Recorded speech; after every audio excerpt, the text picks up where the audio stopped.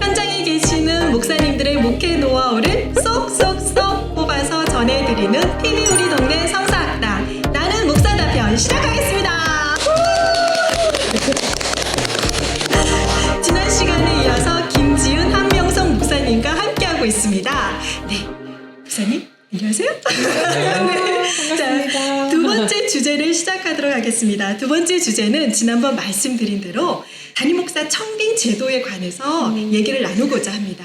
그 청빙 제도의 이 이야기를 나누기 위해서 제가 직접 담임 목사 청빙 과정을 경험하신 분의 사례를 가져왔거든요. 그 사례를 들어보시고 두 분 목사님께 의견을 좀 구하고자 합니다. 네, 제가 사례를 한번 읽어보겠습니다. 네. 저는 담임 목사가 된 지 2년 된 새내기 목사입니다. 부목사로 사역을 한 후 40대가 되면 담임 목회를 해야 한다는 흐름에 따라 여러 교회에 이력서를 넣었습니다. 그 과정에서 이해할 수 없는 일들을 경험했습니다. 한 교회에서는 담임 목사로 오게 되면 사모가 의사, 교사처럼 전문직이 아닌 이상 일을 할 수 없다라는 조건을 걸었습니다. 또 다른 교회에서는 부목사로 사역했던 교회가 대형 교회였으니 그 경험을 살려서 5년 이내 교인들을 최소한 1.5배 부흥시킬 수 있는지 약속하라는 것이었습니다. 네, 한 교회에서는 최종 심사를 앞두고 설교를 그 교회에서 하고 돌아왔는데 이미 그 교회에 내정된 목회자가 있었다라는 말을 듣고 큰 충격에 빠졌습니다. 예, 교회가 새로운 목회자를 청빙할 때 교회가 지금까지 고백한 신앙과 앞으로 어떻게 신앙을 발전시켜 나가야 할지를 고민해야 하는데 청빙 과정이 세속적인 기준으로 평가되는 것 같아 안타까운 마음이 들었습니다. 라는 사연입니다. 이 사례를 들으시면서 미국 장로교하고는 어떤 차이, 어떤 다른 점이 있는지 좀 궁금합니다. 저는 무엇보다도 그 사모님에 대해서 다른 일을 하면 안 된다, 뭐 그런 걸 한 거에 그 말을 듣는 순간 피가 갑자기 끓기 시작했는데, 네. 일단 그 미국 제가 이제 백인교회 목회할 때도 네.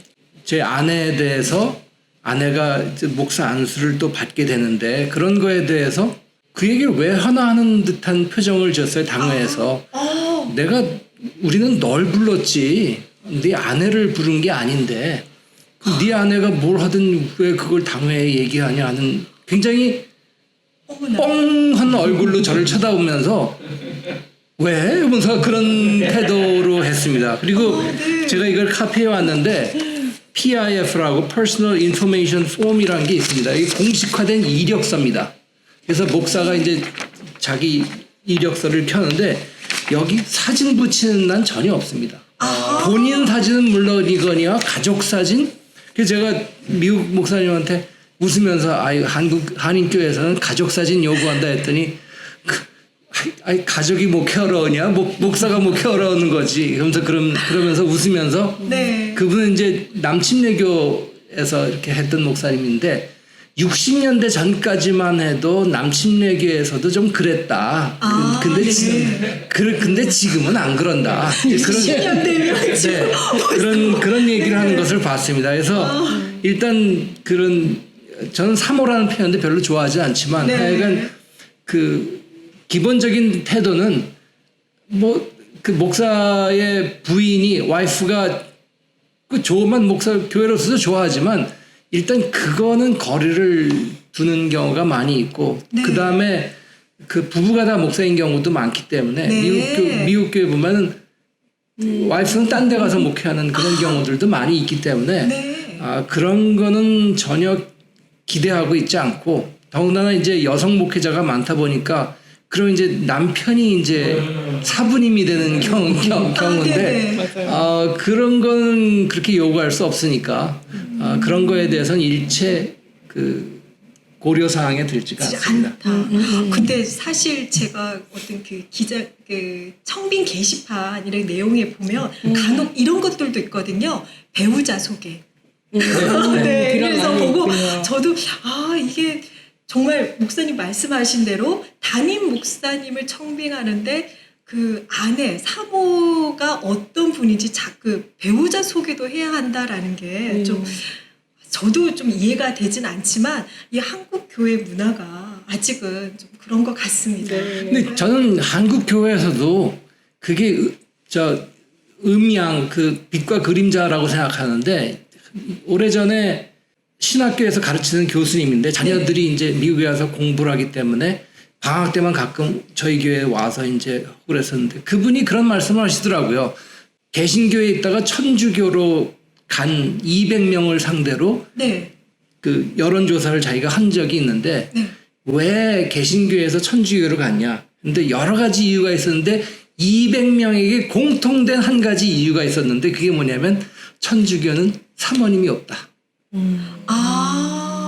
그 이유 때문에 천주교를 갔다 그래요. 그러니까 그게 한편에서는 막 사모님의 그런 교회에서 활동하는 것을 요구하면서 또 한편에서는 사모님들이 너무 교회에서 좌지우지하는 그런 게 꼴 보기 싫어서 네. 천주교를 갔다는 걸 보면은 그게 우리가 한국 교회 내에서도 네. 그것이 좋은 면도 있지만 나쁜 면도 있다는 그런 것 같습니다. 네. 네, 제가 미국 장로교 총회본부에서 이제 근무를 할 때 제가 했던 이유 중에 하나가 총회 사무국에 네. 거기에 Church Leadership Connection이라고 하는 말하자면 미국 장로교 청빙 과정 네, 그것을 네. 다루는 그런 기관에서 일을 했습니다. 네. 그래서 저희 이제 아까 그 PIF도 보여주셨지만 네. 청빙을 하려면은 이제 공식적인 그 양식이 두 가지가 있는데요. 네. 그 목사님들 자신들은 PIF라고 Personal Information Form 이력서 같은 거죠. 그 네네. 여러 그런 개인의 경험이나 또 내러티브 에세이 같은 거를 쓰는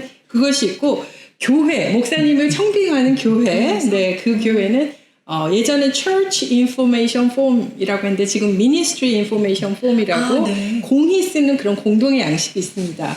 그것을 데이터베이스에 올려서 매칭을 시키는 그런 제도입니다. 그래서 이것을 보면 표준화된 양식이 오래전부터 있었기 때문에 제한된 양식이지만 그 목사님 또 그 교회의 그런 특성들이 잘 드러납니다. 그래서 그런 것들을 통해서 아까 청빙 게시판이라고 하셨는데 네네. 이제 저희도 이제 그 교회 지금 오프닝이 있는 교회는 누구라도 볼 수 있도록 opportunity search라는 거 지역별로 교회 사이즈별로 다 나와 있습니다. 그건 누구든지 접근해서 볼 수 있고요. 누구든지. 네, 이제 이런 퍼스널 인포메이션 폼은 이제 개인적인 사안이니까 이제 저희 이제 매칭해주는 저희 그룹이나 이제 매칭이 돼서 그 교회에서 이제 볼 수 있는 후보군이라고 하죠. 이제 그런 분들이 볼 수 있도록 되어 있습니다. 그래서 이 과정이 굉장히 이렇게 합리적으로, 이렇게 객관적으로 되어 있어서 많은 그런 유용한 점들이 있는 것 같습니다.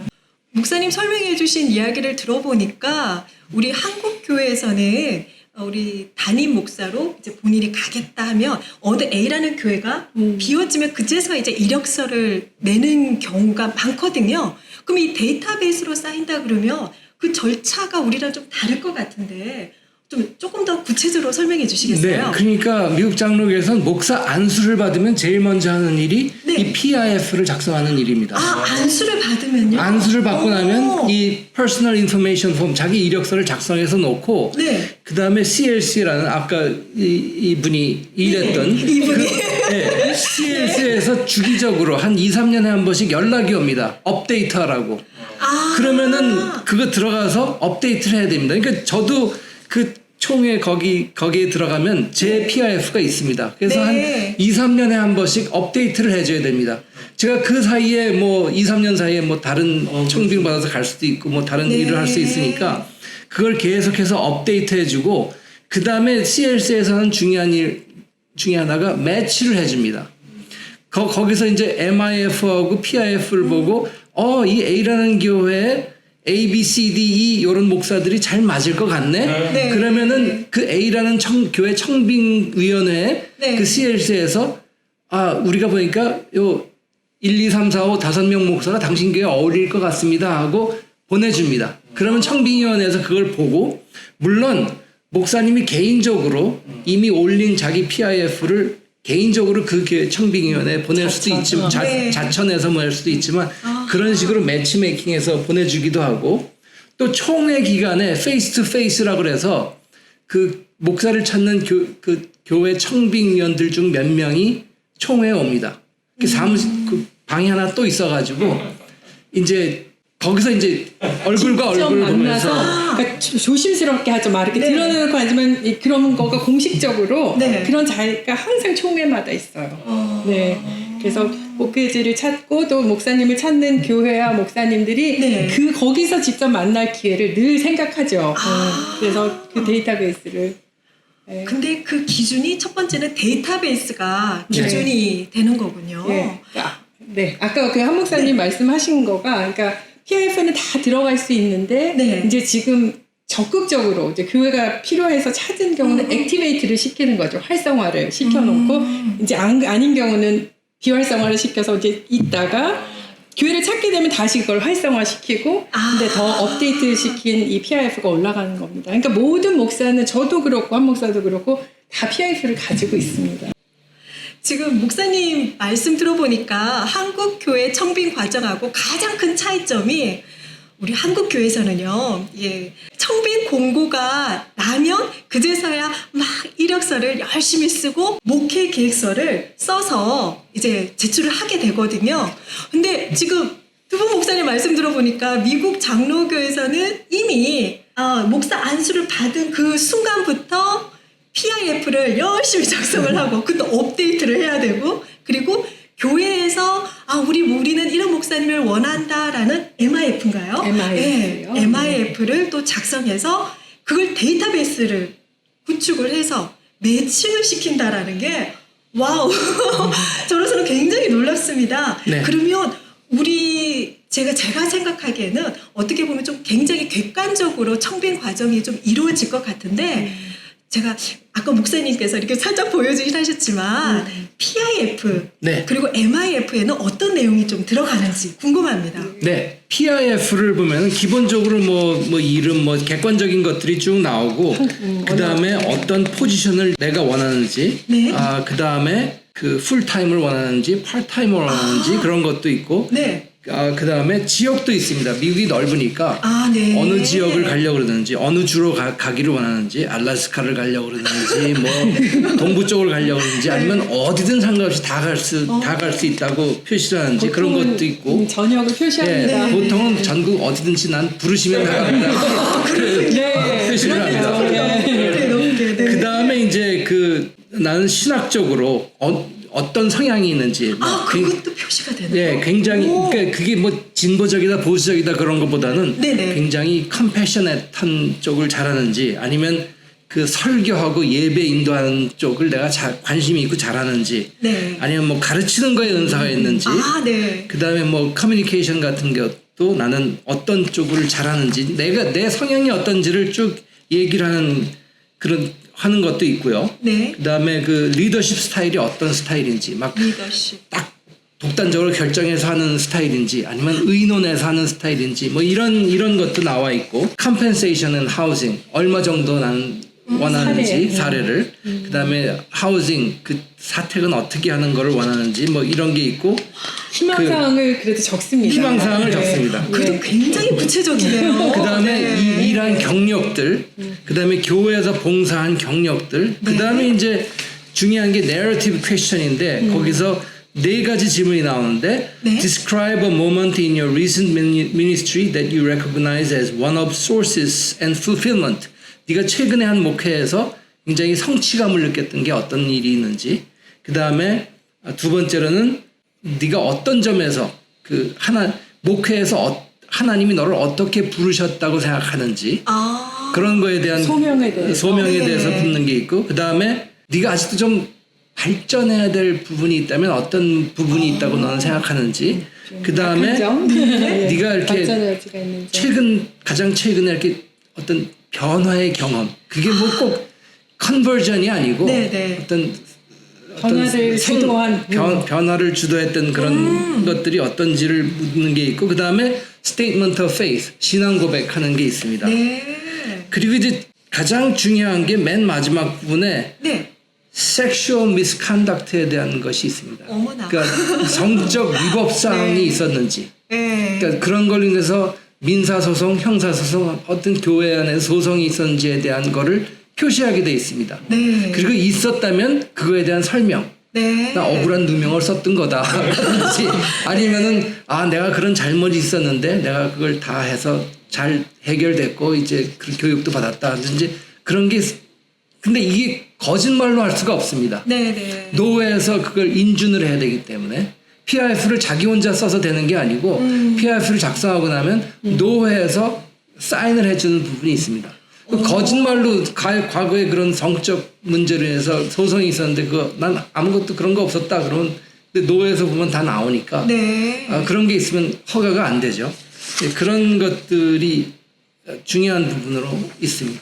그다음에 추천인으로 한 맥시멈 6명 정도 추천인들의 주소, 이메일, 전화번호 그런 거 쓰는 게 있고, 그 추천인도 가능한 남녀 비율이 좀 맞고 목사 장로 비율도 맞고 뭐 그런 식으로 쓰게 되어 있습니다. 와, PIF 내용이 굉장하네요. 그러니까 어떻게 보면 자기 자신을 좀 객관화시켜서 자기의 모습을 그대로, 우리는 사실 그러니까 쉽게 해서 PIF가 제가 이력서라고 이해를 해도 되겠죠? 네. 우리는 사실 이력서 낼 때 좀 인간적인 마음으로 그렇지 않습니까? A라는 교회에서 담임 목사 청빙을 한다 그러면 A라는 교회의 어떤 성향을 좀 맞춰서 좀 쓰려고 하는 경향, 특히 목회 계획서나 그런 경향이 없잖아 있는데, 이런 데이터는 완전 자신을 객관화해서 하는 부분이 굉장히 좋은 것 같습니다.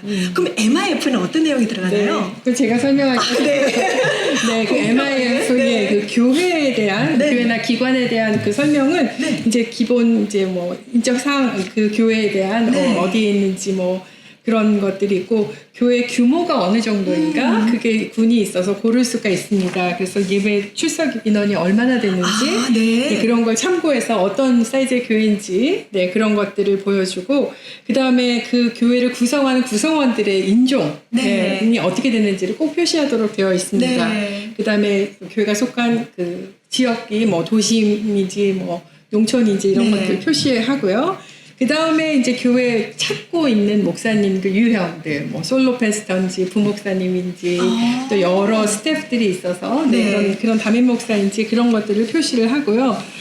그 다음에 뭐 목사님을 청빙할 때 우리는 클러지 커플, 그 부부가 목회자인 경우도 꽤 있으니까 그렇게 오려고 하시나 하는 그런 것들도 표시하도록 되어 있습니다. 그 다음에 주로 사용한 언어, 이제 그런 것들도 표시가 되어 있고, 이제 중요한 부분은 그렇게 이제 그 에세이로 쓰는 그런 부분인데, 교회의 어떤 미션 스테이트먼트죠. 교회가 이제 추구하는 방향, 교회의 어떤 목회의 방향성을 드러낼 수 있는 그런 것들이 하는데, 그 교회가 그 목회를 하는 데 있어서 비전이 무엇인지, 그 다음에 이 교회가 어떤 그런 소명을 가지고 이 지역에 위치하고 있는가, 그런 것들이 있고, 그래서 그런 질문들을 하고요. 또 이제 찾는 목사님들, 목회자의 유형의 어떤 것들을 저희가 찾습니다. 그러니까 그 신학적으로 어떤 이런 해석들을 하는 이런 분들을 주로 찾고 있습니다. 신학적 경향까지. 경향이 가장 중요한 부분 중에 하나죠. 그렇죠. 그다음에 커뮤니케이션 스타일, 이제 소통을 어떤 식으로 하는가. 저희는 이런 부분을 더 강하게 미디어를 잘 사용할 수 있는 분, 아니면 소통 방향이 뭐 이렇게 다각적으로 하는 분들, 아니면 외부에 나가서 퍼블릭하게 이렇게 공식적으로 그런 걸 잘하는 분, 그런 커뮤니케이션 스타일도 좀 많이 세분화해서 고르고, 또 그 다음에 행정적인 측면, 그런 것들도 굉장히 중요하게 생각해서 그렇게 하고, 그 다음에 또 이렇게 사람과의 관계를 어떤 식으로 하는가, 그런 것들도 자세히 묻는 그런 난이 있습니다. 그래서 그런 것들을 우리 교회는 주로 원합니다 하고 표시를 하도록 되어 있고요. 그 다음에 이제 우리 교회를 잘 아시는 추천인들, 그런 분들을 표시하도록 되어 있습니다. 그 MIF에서 또 한 가지 그 네. 중요한 건 equal opportunity 그 부분이 있는데 네. 여기 보면 그 equal employment opportunity라는 부분이 있습니다. 그래서 이렇게 성적으로 차별하고 나이로 차별하고 뭐 그럴 수 없게 네. 그 저 북 오브 오더에 그 규례 그 장로교 헌법에 그걸 하나 인용하면서 네. 인종, 민족, 나이, 성별, 장애, 지리적 위치, 신학적 입장 그런 걸 구별하지 않고 다 이렇게 받아들여야 된다는 그 equal opportunity 그런 항목도 있습니다. 고용을 이제 평등하게 한다. 네. 평등한 기회 그런 것들 강조합니다. 그러니까 뭐 네. 40세 이상 제가 얼뜻 봤는데 청빙하는 광고 보니까 40세 이상 남성 뭐 이런 표현이 있는데 미국에서 그렇게 하면은 나이 차별에 첫째 들고 네. 성 차별에 들기 때문에 법적으로 차별 그 법이 걸립니다. 네. 목사님 그 말씀 들으니까 제 속이 시원해지는 느낌이 드네요. 네. 정말 감사합니다. 와, 단임 목사 청빙 제도만 보더라도 정말 객관화해서 정말 그 교회를 위한 목사님을 모시고자 하는 그런 제도라는 느낌이 확 옵니다. 간혹 우리 한국 교회도 이런 관계 중심, 그래서 아름아름 친하니까, 누구 잘 아니까 이런 형태가 아니라 정말 한 교회를 사랑하는 마음으로 그 교회를 정말 일으키고자 하는 마음으로 이렇게 좀 객관적으로 담임 목사님을 청빙하면 얼마나 좋을까. 그런 모습을 우리가 좀 수용했으면 좋겠다라는 생각을 가져봅니다. 네. 좀 전에 제가 아까 읽어드렸던 사례 내용 보게 되면 그 목사님이 그 교회 가서 설교를 하고 이제 돌아온 내용이 있습니다. 근데 문제는 설교하고 돌아와서 나중에 보니까 이미 네, 아름아름 아시는 뭐 장로님을 통해서 이미 내정이 되어 있더라 해서 충격을 받았다라는 말이 있거든요.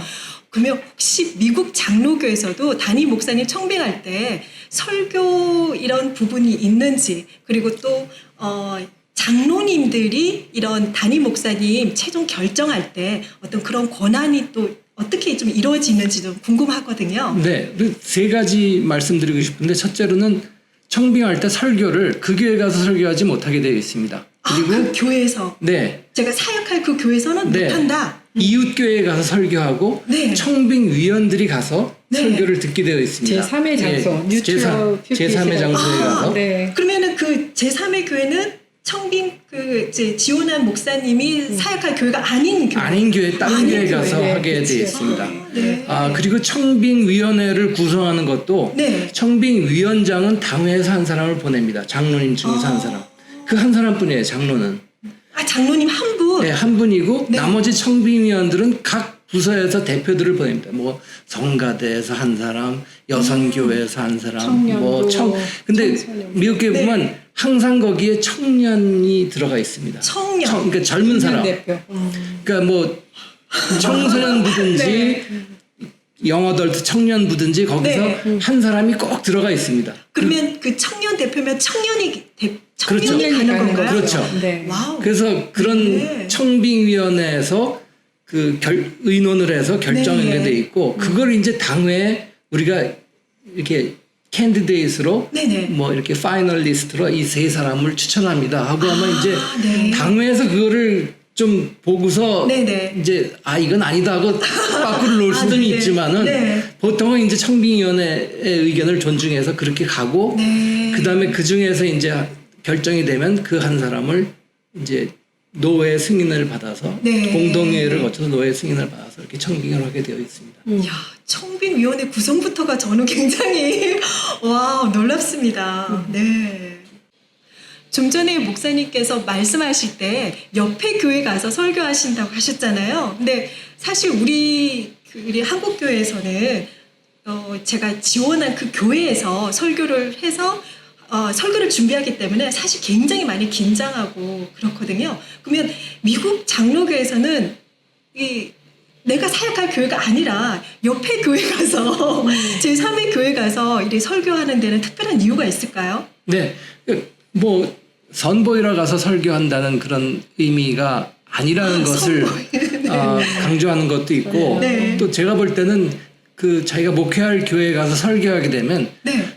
교인들의 그 호불호가 생기면서 나중에 어려움이 생길 것 같아요. 그래서 네. 그러니까 전권을 청빙위원회에 주는 거죠. 그래서 청빙위원회에서 보고 가서 판단하는 거에 교인들은 철저하게 신뢰를 하겠다는 네. 그런 의지가 있는 것으로 판단됩니다. 믿고 맡긴다. 네. 네. 그러니까 말씀은 말씀대로 선포를 하고 그러니까 정말 하자가 없는 그런 게 아니라면 네. 그 말씀을 듣고 내가 그 이번에 모시느냐 안 네. 모시느냐 그 차원은 좀 아닌 것 같아요. 네. 그러니까 그래서, 네. 물론 이제 목사가 가서 설교할 때 네. 이제 그 말은 그렇지 않지만 아무래도 선보이는 그런 생각은 아무래도 하겠죠. 그런 느낌이 그렇지만 있겠죠. 가능한 그걸 네. 좀 최소화하기 위해서 네. 그렇게 한 것 같습니다. 그러니까 어떻게 보면 설교가 평가 기준이 될 수 없다. 네, 네. 네, 그 많은 요소들 중에 있을 수는 있겠지만 절대적인 어떤 평가 그런 기준은 건- 될 수 없다. 근데 사실 우리 그 많은 목사님들이 단임 목사님 섭외 갈 때 설교